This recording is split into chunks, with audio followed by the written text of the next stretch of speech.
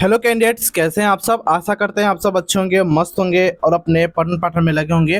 देखिए, जब से आप लोगों ने नीट का री एग्जाम दिया है तभी से आप लोग के मन में कहीं ना कहीं ये सवाल चल रही है और लगातार चल रही है कि इस बार रिजल्ट कब तक देखने को मिलेगा, सिर्फ स्कोर क्या होने चाहिए, एमबीबीएस के लिए क्या कट ऑफ रहने की उम्मीद है, कितने नंबर वालों को सरकारी कॉलेज मिलेगा, कितने नंबर वालों को प्राइवेट कॉलेज मिल सकती है।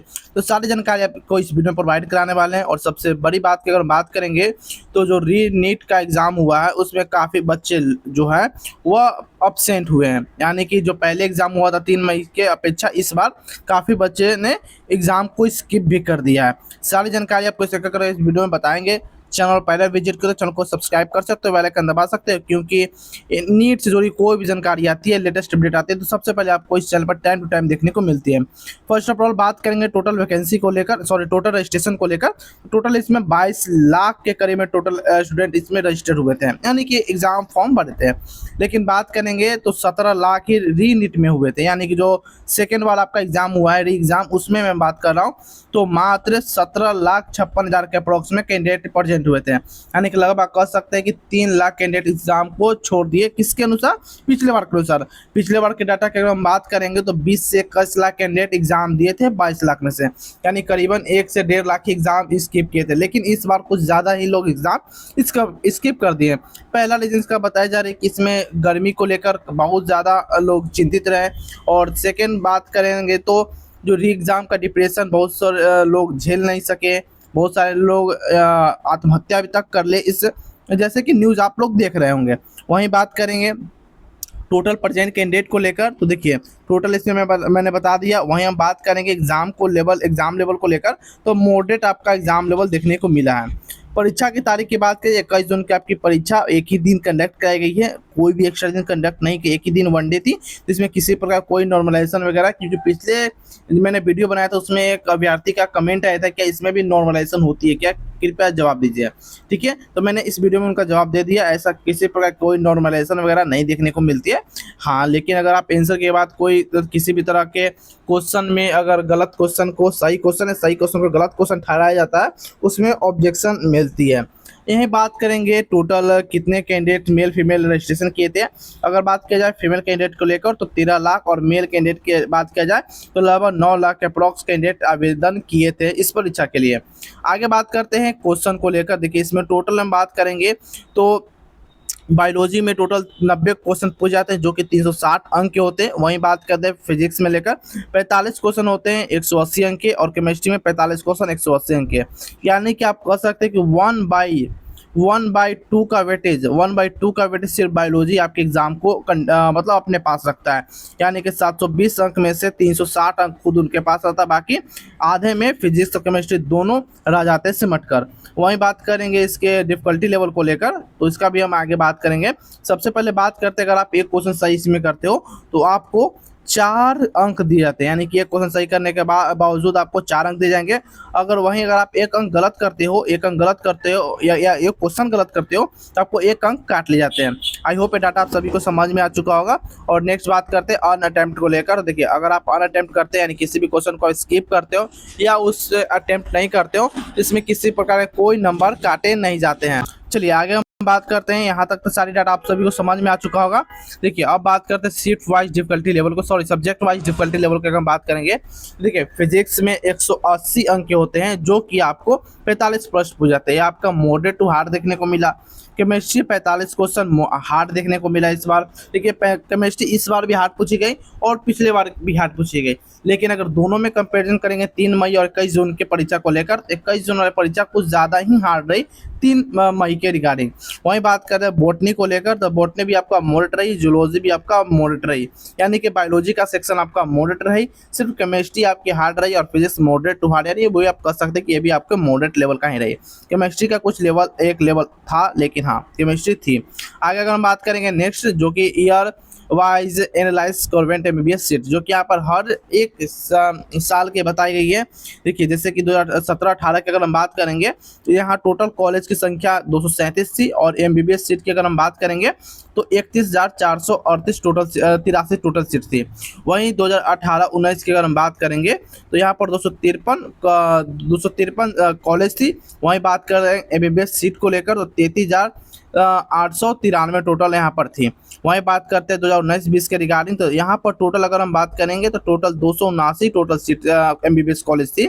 वहीं एमबीबीएस सीट्स की अगर हम बात करेंगे तो 42,222। 2021 के डाटा की अगर हम बात करेंगे तो 20-21 की बात करें 289 यहाँ पर थी, और कुल एमबीबीएस सीट की अगर बात करेंगे तो 43,435 थी। वहीं हम बात करेंगे 2022-23 के रिगार्डिंग, तो कुल सरकारी कॉलेज यानी गवर्नमेंट कॉलेज 322 से, और एमबीबीएस सीट की अगर हम बात करेंगे तो 48,212। 2023-24 की बात करेंगे तो यहाँ पर कुल सरकारी कॉलेज 386 और एमबीबीएस कॉलेज की बात करें तो 55,880, और 2024-25 की बात करेंगे तो कुल सरकारी कॉलेज 384 थे, और कुल एमबीबीएस सीट की अगर बात करेंगे तो 55,688 थी। आई होप ये डाटा आप सभी को समझ में आ चुका होगा अच्छे तरीके से।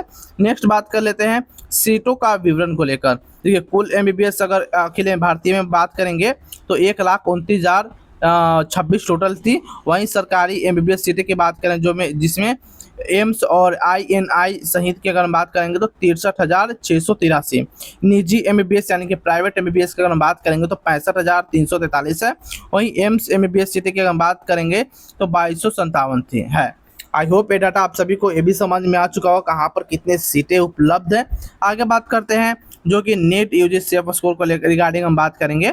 तो देखिए अगर आप जनरल कैटेगरी से हो, अगर आपको एमबीबीएस का ड्रीम है, अगर आपको एमबीबीएस चाहिए तो 610 प्लस अगर आपका स्कोर बन पा रहा है तो यहाँ पर आप सेफ हो। क्योंकि देखिए आप लोगों को अगर लग रहा है कि इतना कम या इतना ज़्यादा कैसे जा सकता है, तो देखिए सबसे पहले मैं आपको बता दूं कम वालों को मैं यहाँ पर दूर करता हूँ। देखिए इस बार जो काफ़ी बच्चे ने गलत भी किया, ऐसा नहीं है पिछले बार जैसे इस बार का परफॉर्मेंस बच्चों में नहीं देखने को मिली है। वहीं बात करेंगे बीडीएस सेफ स्कोर को लेकर, तो गवर्नमेंट कॉलेज के लिए 480, प्राइवेट कॉलेज के लिए सेफ स्कोर 450 के अराउंड में है, तो यहाँ पर आप सेफ हो। ओबीसी कैटेगरी की अगर हम बात करेंगे तो देखिए एमबीबीएस सेफ स्कोर की बात करें तो 590, और वहीं हम बात करेंगे बीडीएस सेफ स्कोर के रिगार्डिंग, तो बीडीएस सेफ स्कोर के रिगार्डिंग बात करेंगे तो 460 अंक के अप्रॉक्स में आपका बन पा रहा है, तो यहाँ पर आप सेफ हो। वहीं प्राइवेट कॉलेज की अगर हम बात करेंगे तो 420 अंक तक बन पा रहा है, तो यहाँ पर आप सेफ हो। आगे बात करते हैं एससी कैटेगरी को लेकर, एमबीबीएस सीट सेफ स्कोर की बात करें तो 520 अंक, वहीं बीडीएस सेफ स्कोर की बात करेंगे तो 430 अंक के अप्रॉक्स बन पा रहा है, तो यहाँ पर आप सेफ हो। प्राइवेट कॉलेज की सेफ स्कोर की बात करेंगे तो 380 पर यहाँ पर आप सेफ रहोगे, आपको प्राइवेट कॉलेज आसानी से मिल जाएगी इतने अंकों पर। आगे बात करेंगे एसटी कैटेगरी के लिए, एमबीबीएस सेफ स्कोर की बात करें 490 के अप्रॉक्स में, बीडीएस सेफ स्कोर 400 के अप्रॉक्स में, और प्राइवेट कॉलेज 350 के अप्रॉक्स में अगर आपका अंक बन पा रहा है तो यहाँ पर आप सेफ हो। और इतने नंबर पर आपको एमबीबीएस सीट बीडीएस और प्राइवेट के लिए सेफ माने जा रहे हो एसटी कैटेगरी में। आई होप ये डाटा आप सभी को अच्छे समझ में आ चुका होगा। अब बात करते हैं कुछ स्टेट वाइज, जो कि मेरे पास अभी डाटा आया हुआ स्टेट वाइज, उसके रिगार्डिंग बात करते हैं। देखिए सबसे पहले बात करेंगे राजस्थान को लेकर, तो जनरल में अगर 615 के अप्रॉक्स में बन पा रहा है तो सेफ हो। वहीं बात करेंगे 590 ईडब्ल्यूएस के लिए, ओबीसी के लिए 605, एससी के लिए 520, एसटी के लिए 450। हरियाणा की बात करेंगे जनरल के लिए 590, ईडब्ल्यूएस के लिए 550, बीसी के 580, बीसी के 580, एससी 500। यहाँ पर दोनों के करीब एक ही लगभग अप्रॉक्स इस बार देखने को मिल सकती है। दिल्ली की बात करेंगे 615 जनरल के लिए, ईडब्ल्यूएस के लिए 570, ओबीसी के लिए 600, एससी के लिए 540, एसटी के लिए 500 के अप्रॉक्स में अगर आपका अंक बन पा रहा है तो यहाँ पर आप सेफ हो, टेंशन लेने की किसी प्रकार कोई जरूरत नहीं है।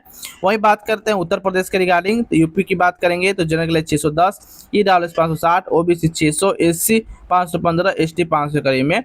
वहीं पंजाब की बात करें जनरल से 575, ईडब्ल्यूएस 540, बीए 560, बीसी 560, एससी की बात करें 510 के अप्रॉक्स में। वेस्ट बंगाल जनरल के लिए 578, ईडब्ल्यूएस के लिए 540, एससी के लिए 490 और एसटी के लिए 450 के अप्रॉक्स में अगर आपका अंक बन पा रहा है तो यहाँ पर आप सेफ हो।